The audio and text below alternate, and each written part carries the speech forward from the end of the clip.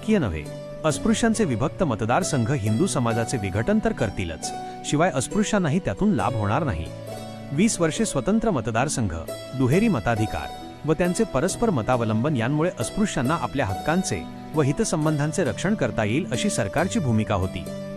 Doctor आंबेडकरांना गांधींचे प्राण मोलाचे वाटत होते, तरी 6-7 कोटी बांधवांचे राजकीय भवितव्य अधिक मोलाचे आहे अशी त्यांची भूमिका होती.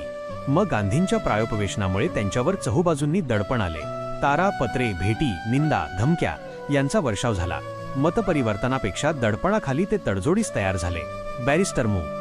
जयकर, तेजबहादूर सप्रू, पंडित मदनमोहन मालवीय प्रभृतींच्या मध्यस्थीला यश येऊन पुणे करार झाला. या करारान्वये प्रांतिक विधिमंडळांच्या एकूण 780 पैकी 148 व वरिष्ठ कायदेमंडळाच्या 18% राखीव जागा अस्पृश्यांना मिळाल्या. मूळ निवाड्यात त्यांना फक्त 71 जागा मिळाल्या होत्या.